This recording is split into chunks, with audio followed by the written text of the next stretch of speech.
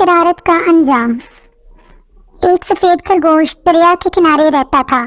वो रोजाना अपने घर से निकलकर एक पत्थर पर बैठ जाता और दूसरे किनारे के खूबसूरत बागों को बड़ी हसरत से टकटका करता। वो तमाम दिन ये सोचकर काट देता कि काश वो भी वहां तक पहुंच सकता और इन खूबसूरत बागों की खूब सैर करता। दूसरे किनारे तक तो सिर्फ तैर कर पहुंचा जा सकता था, मगर खरगोश तैरना नहीं जानता था और इधर दूसरे किनारे के प्यारे प्यारे नजारे इसे हर वक्त पुकारते रहते। एक दिन सफेद खरगोश इसी सोच विचार में गर्क था कि यकायक वो उछल पड़ा। इसे दरिया पार करने की बड़ी अच्छी तरकीब सूझ गई थी। वो किनारे पर आकर बैठ गया और जब मगरमच्छ ने अपना लंबूतरा मुंह पानी से निकाला तो खरगोश ने उससे पूछा, क्यों भाई मगरमच्छ, तुम बता सकते हो कि दोस्त किसके ज्यादा हैं, तुम्हारे या मेरे? मगरमच्छ ने जवाब दिया, खरगोश साहिब, बढ़ांकने की जरूरत नहीं, दोस्त मेरे ही ज्यादा हैं। तुम्हें कौन पूछता है? अच्छा, खरगोश ने कहा, अगर ये बात है तो ऐसा करो कि अपने दोस्तों को बुलाओ और उन्हें एक कतार में खड़ा कर दो। इन सबको गिन कर देखूंगा कि किसके दोस्त ज्यादा हैं। मैं अपने दोस्तों को बुलाऊंगा और तुम इन्हें गिन लेना। मंजूर है? मगरमच्छ राजी हो गया। उसने पानी में गोता मारकर अपने तमाम मगरमच्छ दोस्तों को पुकारा और उनको एक कतार में फैल जाने का कहा। मगरमच्छ के दोस्त इतने ज्यादा थे कि जब वो एक कतार में फैले तो उस किनारे से उस किनारे तक मगरमच्छ ही मगरमच्छ थी। सफेद खरगोश शरारत से मुस्कुराया, किनारे पर से छलांग मारकर मगरमच्छ की पीठ पर आ बैठा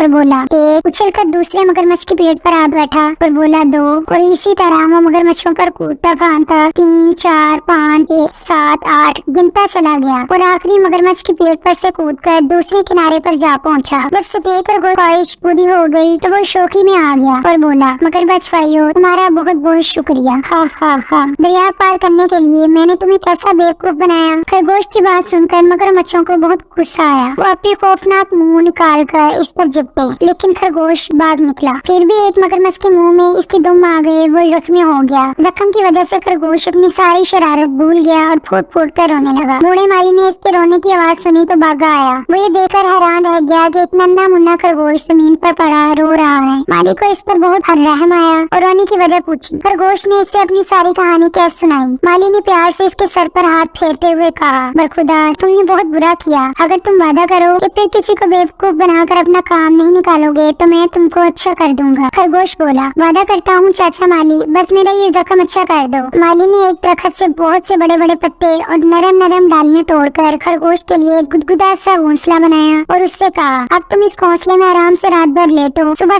सोकर उठोगे, ये जख्म खुदा के फजल से अच्छा हो जाएगा। खरगोश घोंसले में आया और आंखें बंद करके लेट गया। लेटते ही इसकी आंख लग गई और जब सुबह को जागा तो जख्म बढ़ चुका था। खुश होकर सामने देखा तो बूढ़ा माली खड़ा मुस्कुरा रहा था। छलांग मारकर वो माली के कदमों में जा बैठा और बोला, अगर अब मैं किसी को बेवकूफ बनाऊं तो खुदा करे कि मेरी सारी खाल उधड़ जाए।